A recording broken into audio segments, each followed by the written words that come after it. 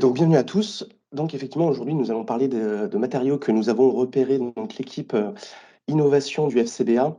Nous avons notamment une matériothèque pour information, qui vise à aider donc les professionnels de différents secteurs, mais principalement les professionnels, de l'aménagement des espaces de vie.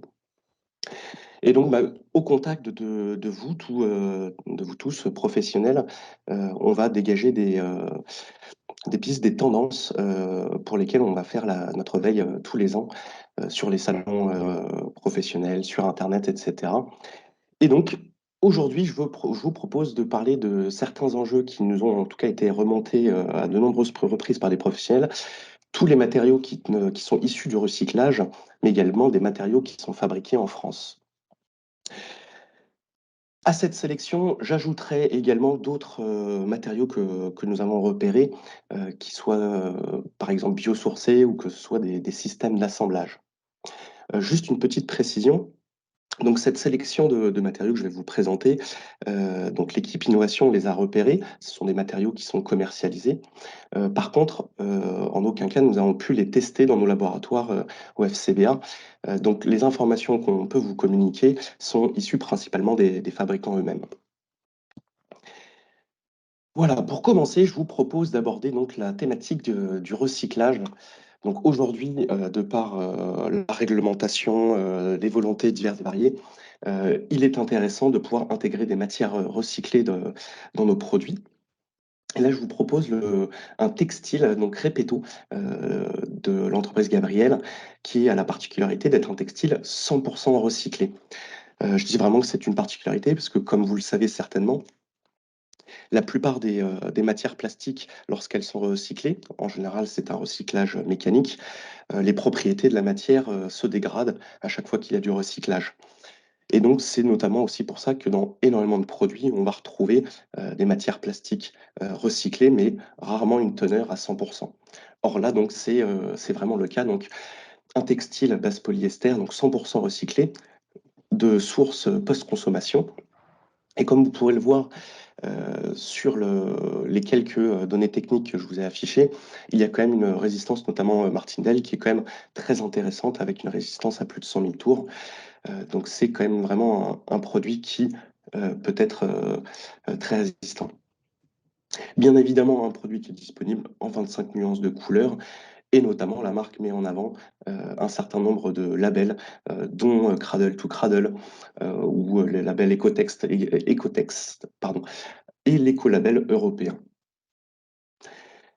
Il existe également énormément de textiles, donc on ne vous les a pas montrés, certainement les prochaines fois, où il y a, d'autres labels que ceux-ci qui sont, utilisés comme GRS ou autres. Il y a, en tout cas sachez-le, on vous montre aujourd'hui uniquement celui-là, mais un grand nombre de textiles aujourd'hui qui contiennent en tout cas une grande part de recyclé et qui sont tout à fait aussi performants.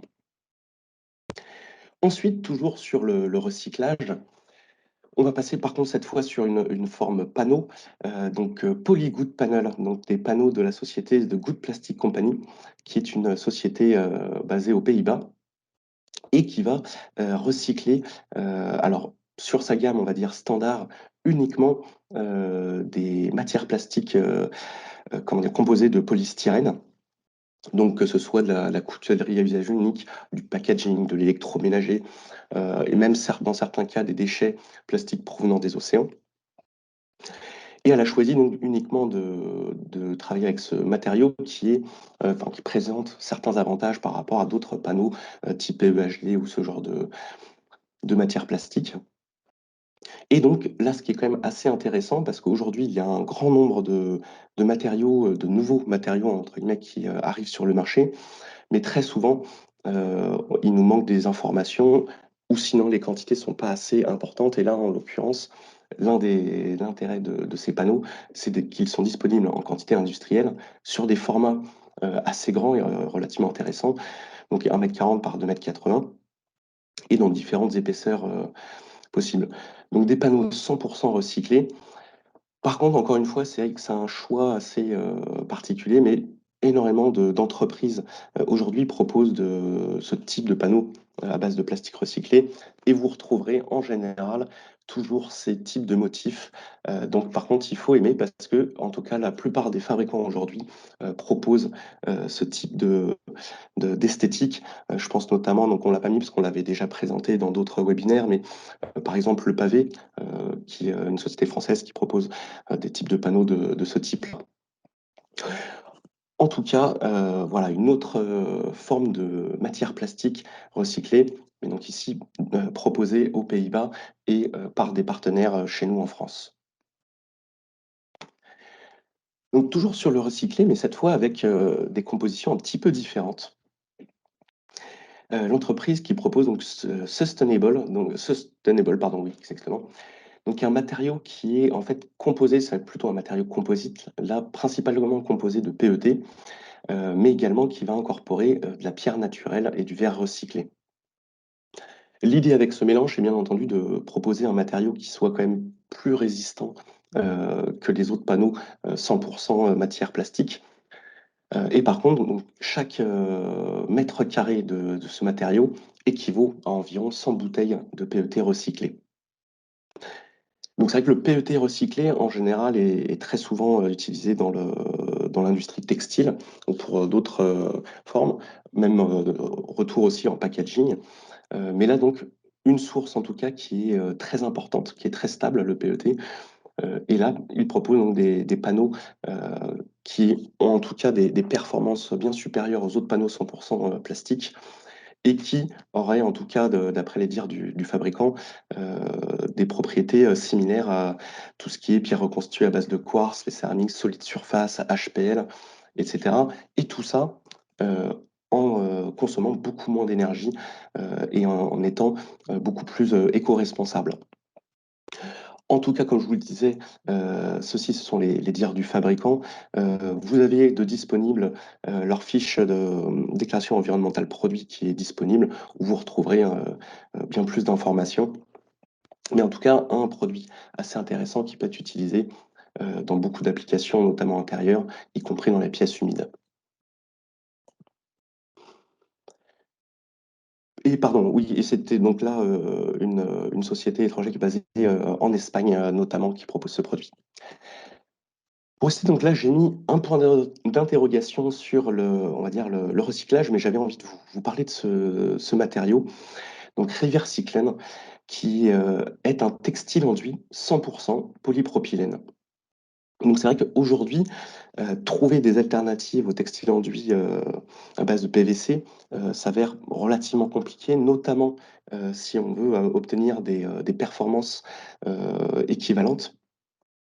Et là, en tout cas, d'après les dires de l'entreprise, leurs produits, donc 100% polypropylène, seraient aussi performants que les textiles enduits à base de PVC, mais avec d'autres avantages, bien sûr, donc plus légers. Et c'est pour ça que je remettais quand même théoriquement recyclable, car effectivement, en tout cas, le polypropylène est l'une des matières plastiques les plus recyclées dans le monde.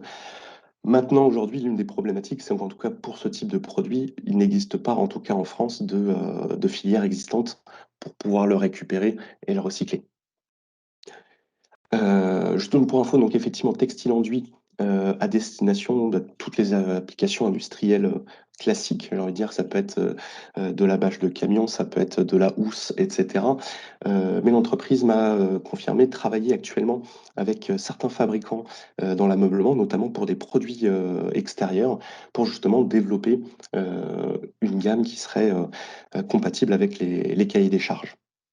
Et donc, à savoir, cette entreprise reste ouverte justement à des développements particuliers pour adapter ses produits. Je vous propose maintenant de passer sur la thématique plutôt biosourcée.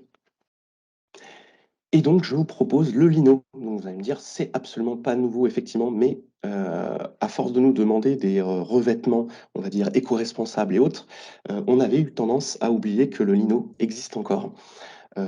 Et juste pour rappel justement sur les compositions, notamment c'est vrai que les linos, en tout cas, ceux proposés par Target, sont composés donc à 97% de matériaux naturels. Donc alors attention, naturel donc provient de la nature, mais en réalité c'est 76% de matériaux qui sont biosourcés. Donc on peut s'affranchir donc de l'utilisation du pétrole, notamment pour les matières plastiques.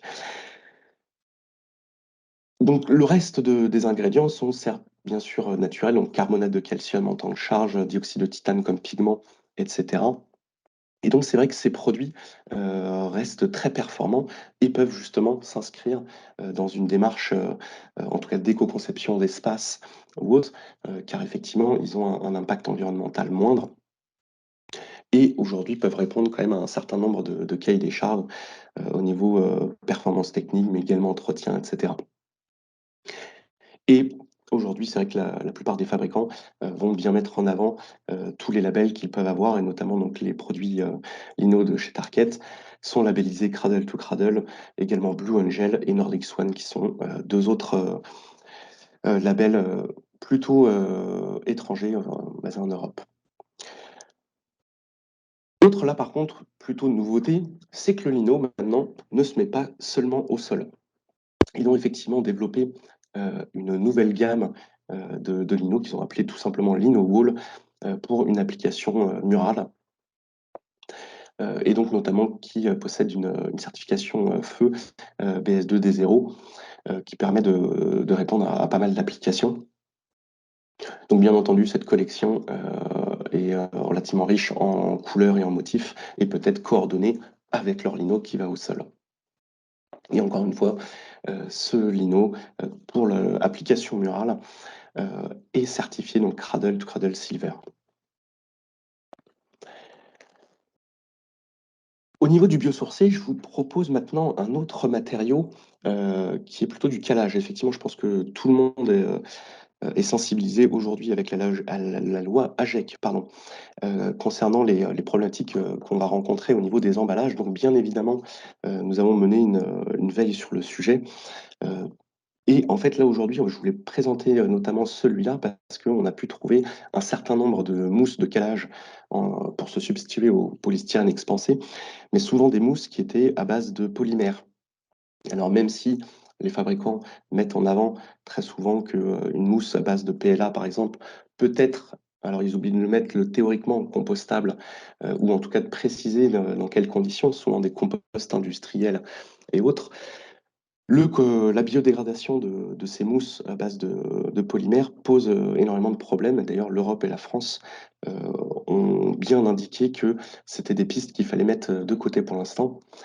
Et donc, c'est pour ça, là, je vous propose un produit qui est une mousse, certes, mais qui n'est pas à base de polymère, là, composé à base de fécule de maïs.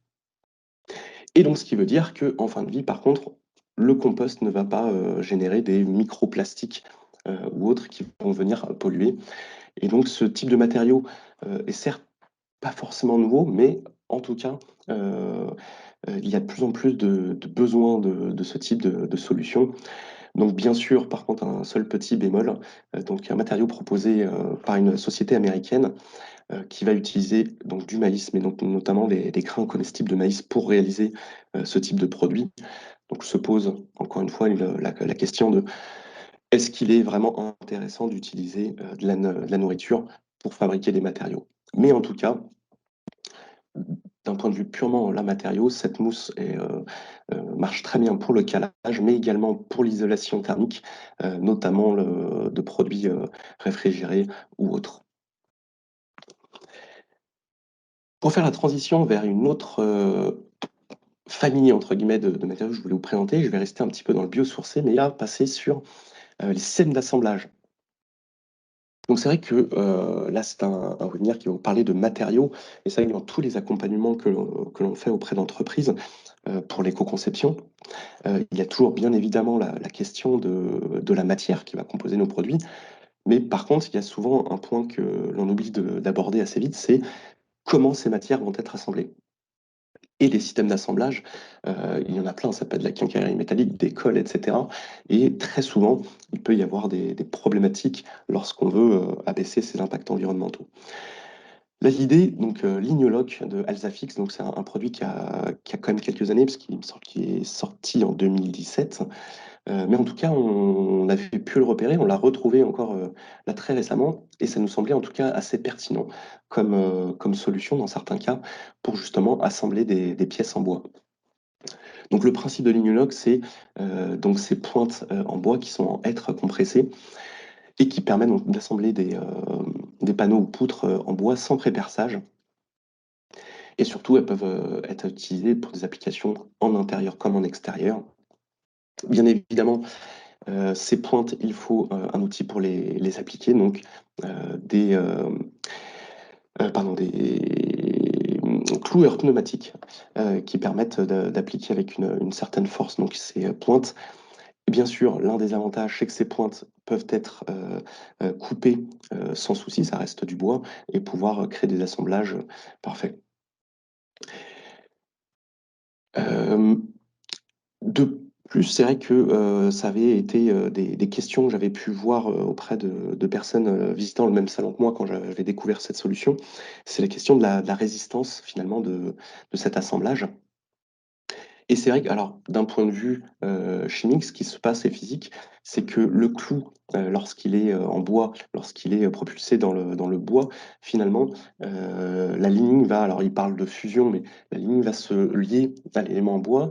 Et en tout cas, d'après les tests et les éléments proposés par la société Alsafix, les systèmes d'assemblage avec ces pointes sont aussi performants que d'autres systèmes.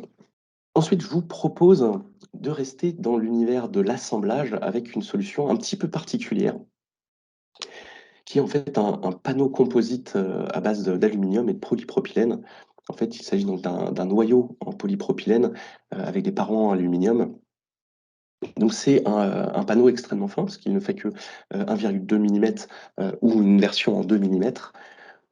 Et surtout, la particularité de ce panneau, il en existe un certain nombre, c'est que dans ce cas-là, il va utiliser son noyau comme charnière. D'après les tests réalisés par l'entreprise, donc 3A Composite, le système de charnière a pu être testé jusqu'à 80 000 pliages sans qu'il y ait d'endommagement. Donc, un certain nombre de produits ont été réalisés, ça pouvait être des manuels ou autres. Lorsqu'on a discuté avec le fabricant, un certain nombre d'applications autres peuvent être envisagées. Ça peut être très bien du meuble, ça peut être de l'éclairage, de la boîte en tout cas. Comme toujours, les matériaux ne sont pas forcément limités par les applications. Il y a beaucoup de choses à imaginer. Et là, effectivement, en tout cas, c'est un système plutôt original pour assembler des éléments et permettre d'avoir une charnière, en tout cas aussi assez discrète. Je vous propose maintenant de passer sur la grosse thématique, en tout cas d'aujourd'hui, rester sur le recyclé, mais parler en tout cas d'entreprises qui fabriquent en France. C'est effectivement l'une des grandes demandes que l'on a aujourd'hui. C'est de pouvoir justement trouver des matériaux qui soient vraiment entre guillemets en circuit court, pardon, et qui puissent être sourcés en France. Donc là, notamment, je vais faire une petite parenthèse au niveau des applications, parce que les deux prochains matériaux sont plutôt destinés au bâtiment, car ce sont des isolants thermiques. Et donc là, alors, tout nouveau qui vient d'arriver sur le marché, donc Thermasoft Natura de Knauf, qui est un isolant thermique, donc avec une conductivité thermique de 0,038, donc qui est vraiment classé comme isolant assez performant, équivalent laine de verre et autres produits standards, je dirais.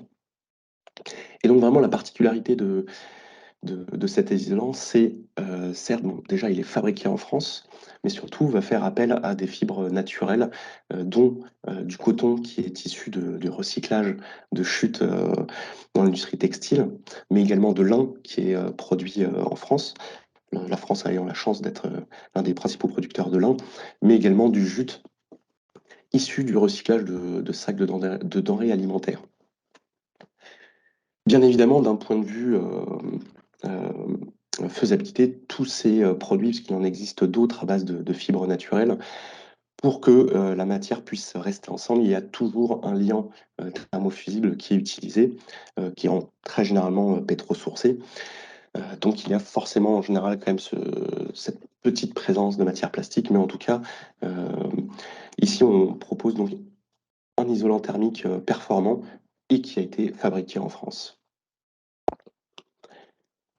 Donc comme je vous disais, toujours sur la thématique de l'isolation thermique, un autre produit, par contre, cette fois-ci, la composition change totalement. On est toujours sur une base biosourcée, mais là, il s'agit d'un isolant qui est fabriqué à partir de cartons recyclés.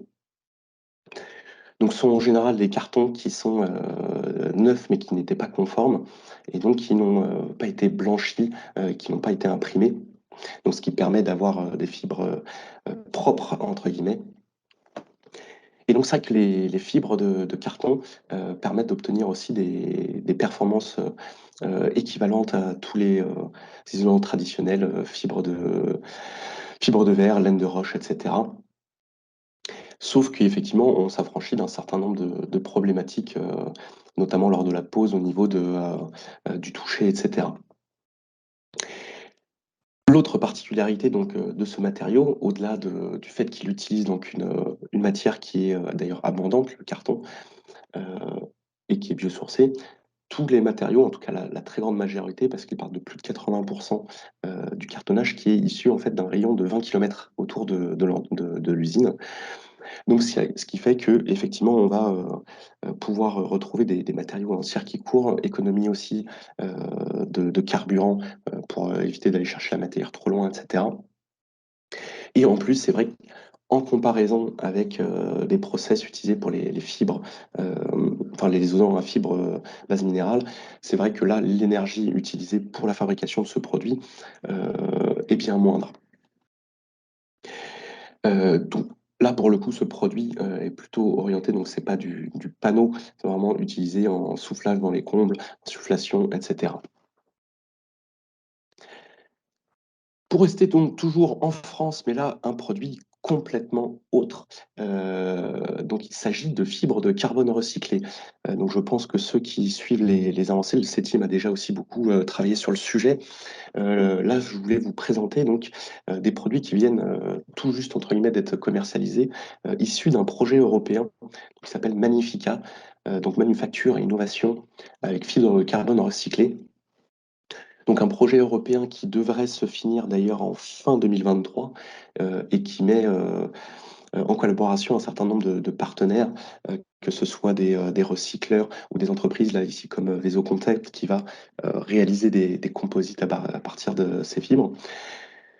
Et donc là, l'idée, c'est que les matériaux composites à base de fibres de carbone sont, en tout cas jusqu'à présent, très très très très majoritairement non valorisés en fin de vie. Là, l'idée, c'est ils ont réussi en utilisant certains procédés relativement nouveaux, à bien séparer les fibres de carbone sans les détériorer. Ils les ont séparées de leur matrice, notamment donc c'est avec des procédés de vapothermolyse qui ne sont malheureusement a priori pas compatibles forcément avec tous les types de fibres, c'est-à-dire que les fibres de verre pourraient être endommagées, mais là en tout cas pour le carbone, la plupart des études montrent que les fibres ont quasiment les mêmes performances, voire dans certains cas, dans certaines études, les performances sont peut-être même améliorées. Et donc, grâce à d'autres partenaires universitaires et autres, ils ont pu récupérer donc toutes ces fibres et en recréer différents produits. Pour l'instant, il n'y en a que trois qui sont commercialisés.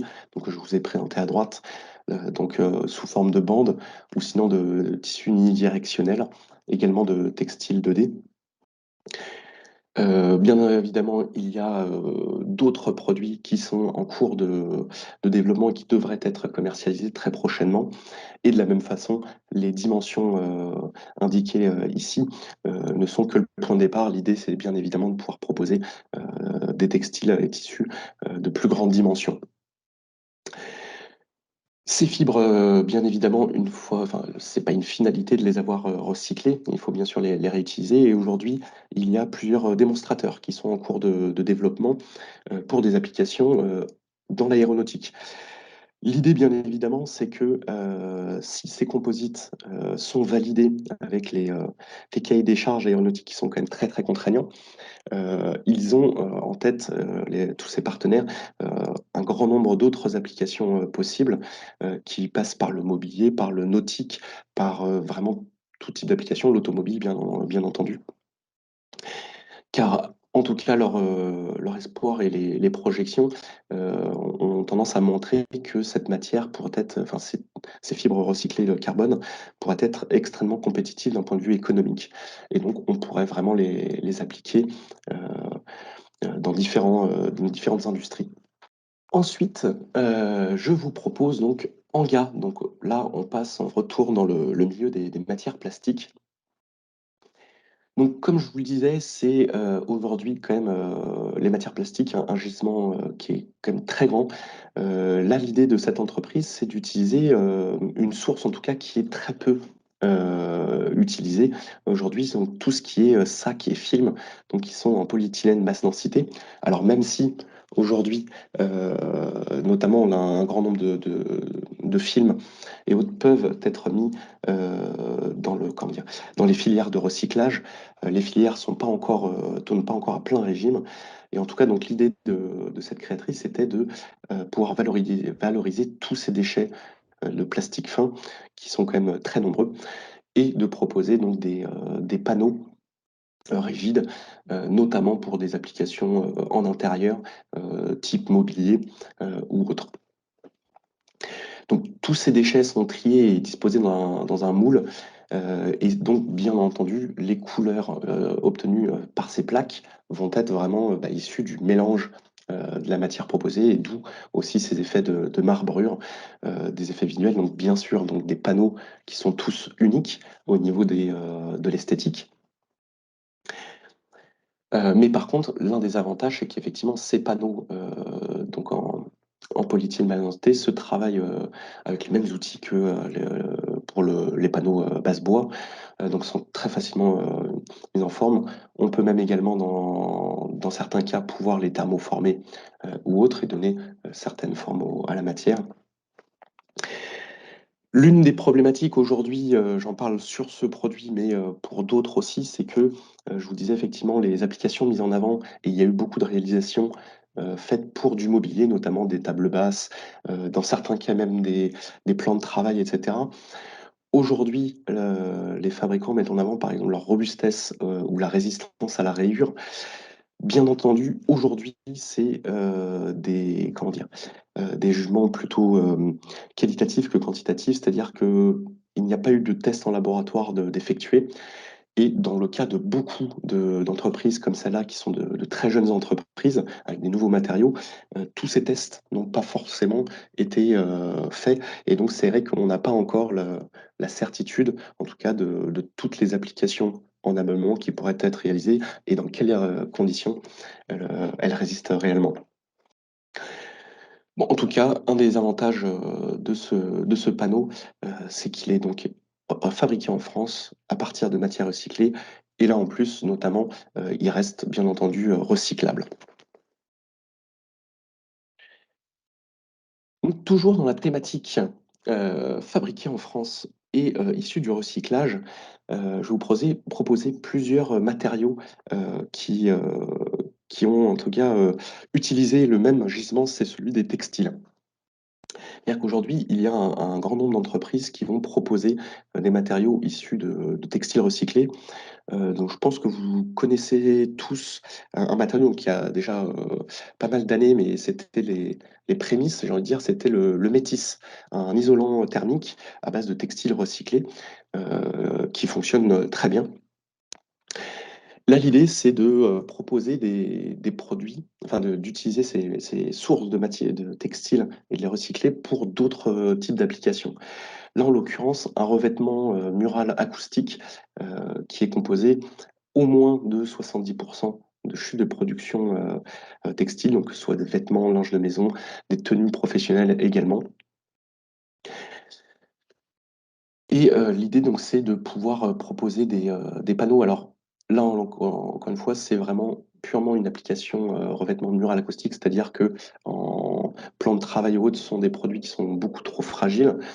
Mais en tout cas, c'est vrai que nous restons dans une ère où l'open space est encore roi et en tout cas, c'est enfin, c'est un produit qui avait beaucoup séduit des entreprises qui voulaient justement aménager des bureaux, créer des parois anti-bruit.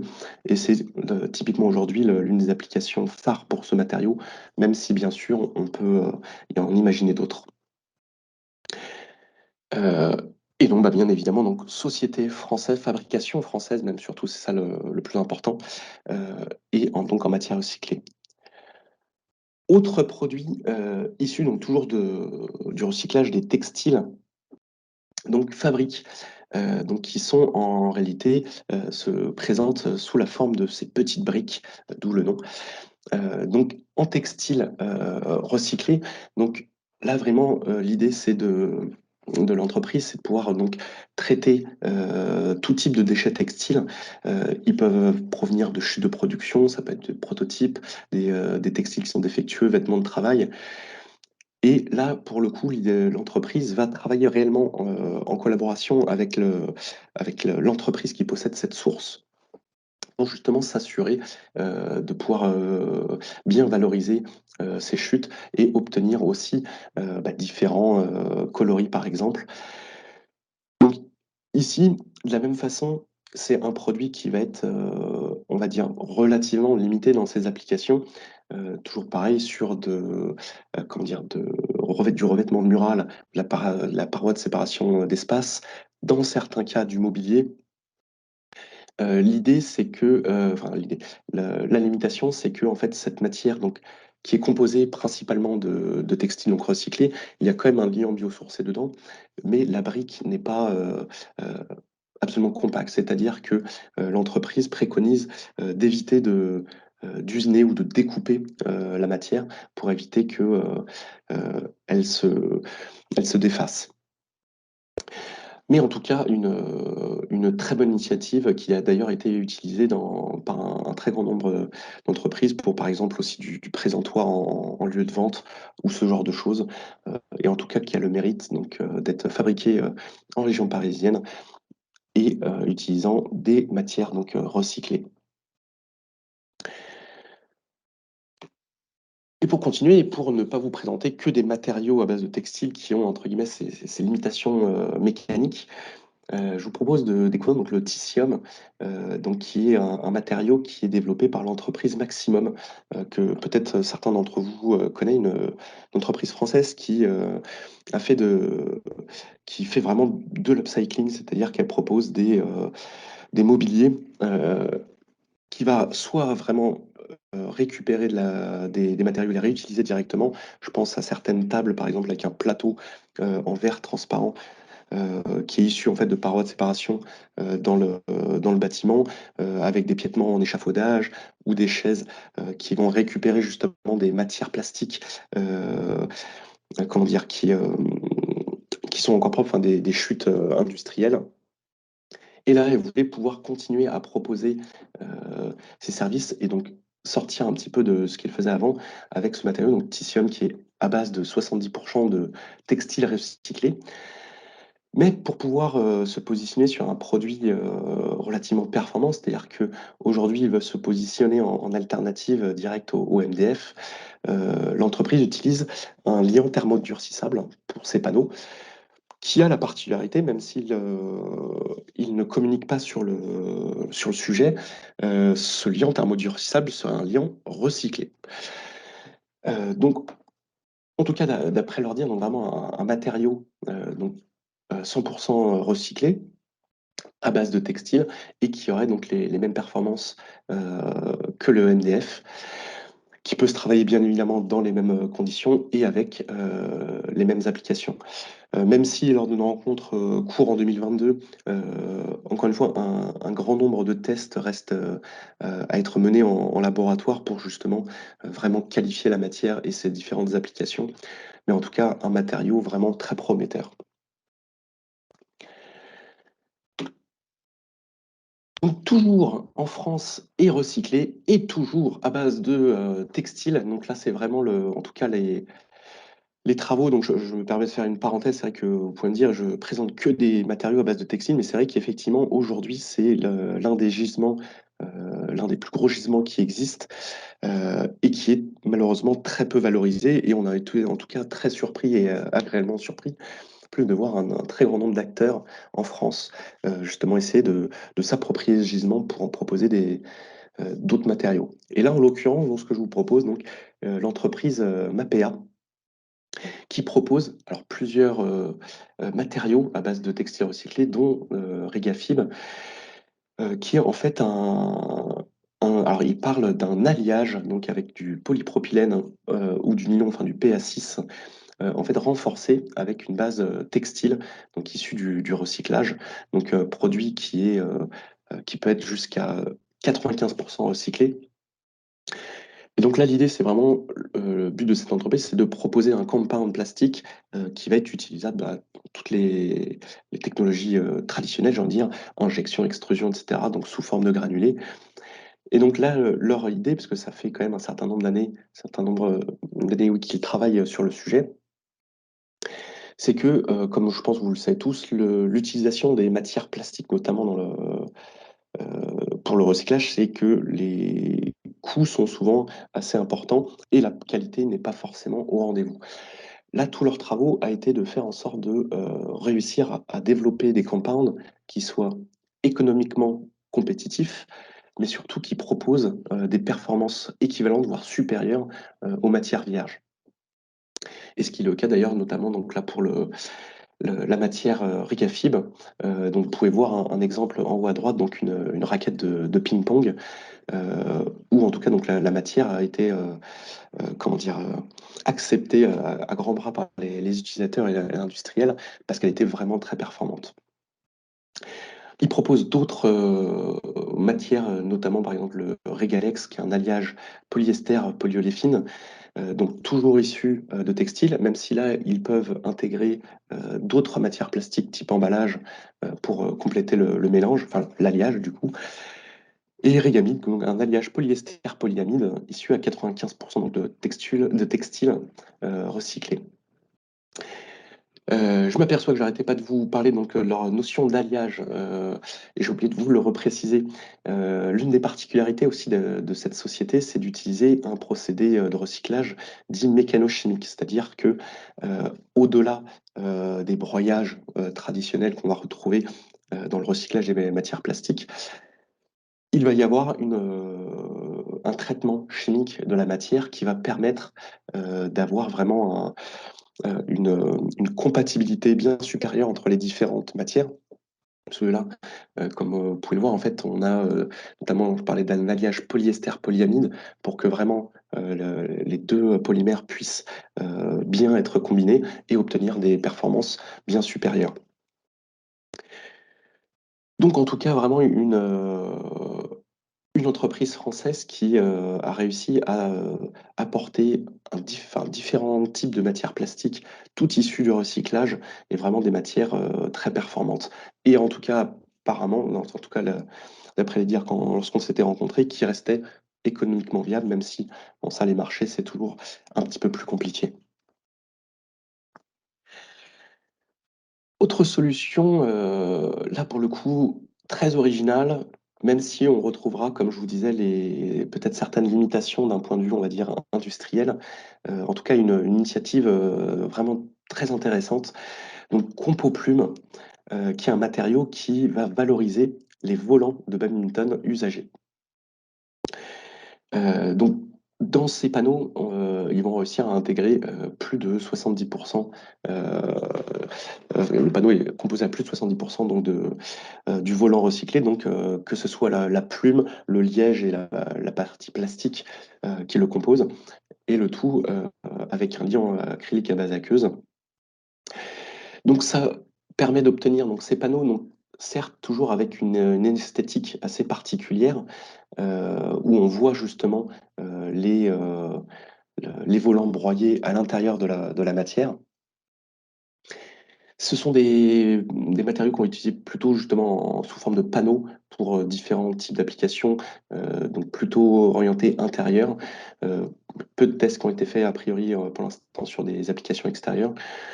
Et comme je vous disais, c'est vrai que ça n'a pas forcément été testé sur toutes les applications ameublement, même si aujourd'hui, dans les réalisations, il y a eu par exemple des tables de cafétéria. Alors je crois que c'était l'AFP, donc la rénovation des locaux de l'AFP, qui avait utilisé justement énormément de matériaux, soit recyclés ou autres. Donc en tout cas, un matériau qui est certes aujourd'hui vraiment fonctionnel, mais encore une fois, c'est l'une des problématiques, c'est tous les tests ne sont pas forcément encore faits aujourd'hui. Et donc, pour certaines applications, il faut absolument donc se rapprocher d'entreprises pour découvrir.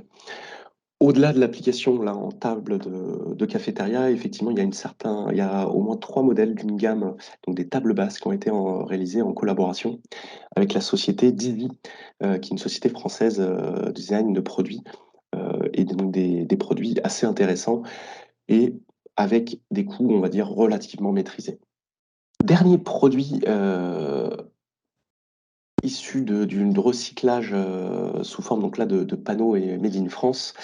Donc, Granisphère, qui est de la société Osphère, qui va utiliser, elle, une autre source, un autre gisement de déchets, qui sont donc les chutes industrielles de cuir de céleri et de maroquinerie. Donc, qui compose aussi une grosse source de déchets.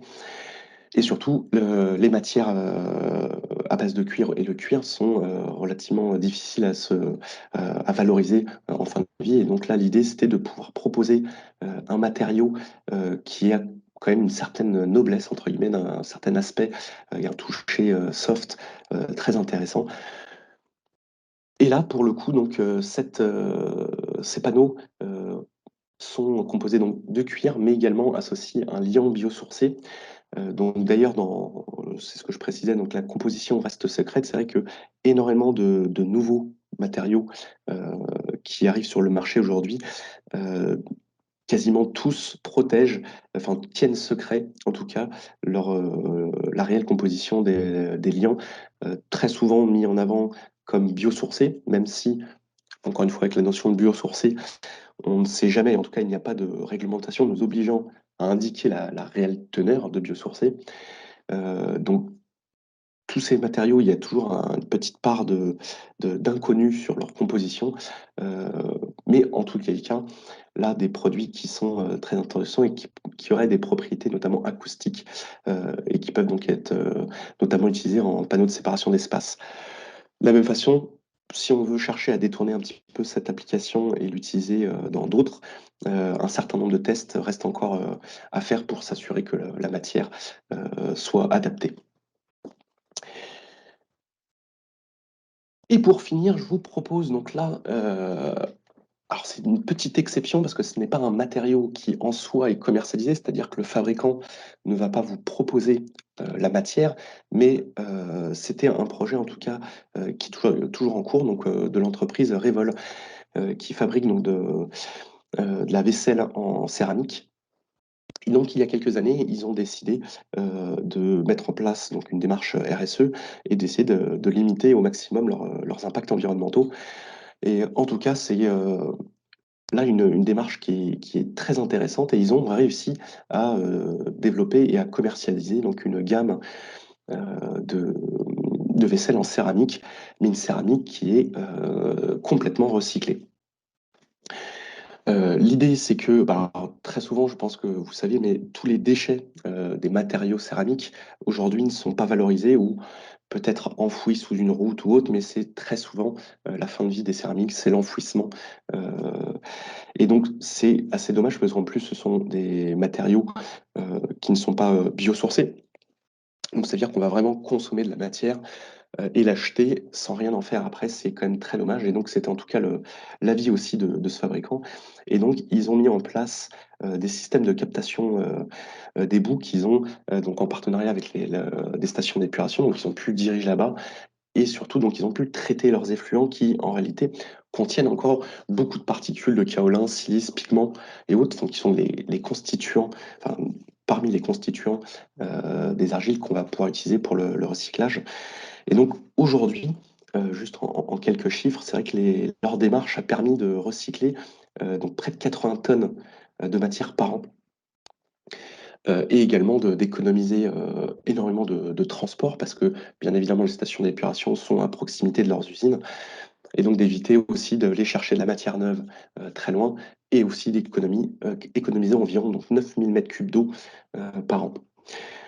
Donc, comme je vous disais, effectivement, là, c'est une petite limite, c'est qu'ils ne vont pas vous revendre effectivement l'argile recyclée. Mais en tout cas, je trouvais que c'était une belle source d'inspiration pour un certain nombre d'industriels dans la céramique, et de pouvoir justement proposer comment dire, des produits en céramique recyclés. Or, autre petite limitation, juste effectivement, vous pouvez l'apercevoir, la matière recyclée brute, je dirais, reste grise, comme malheureusement on peut le connaître pour les matières plastiques. C'est que, en général, quand on mélange euh, plein de pigments ensemble, parce que les pigments sont, enfin, une partie des pigments sont récupérés dans leurs effluents, quand on mélange plein de couleurs différentes, on se retrouve en général avec des teintes de gris plus ou moins foncé, même si ils peuvent très bien émailler leur céramique pour pouvoir apporter de la couleur.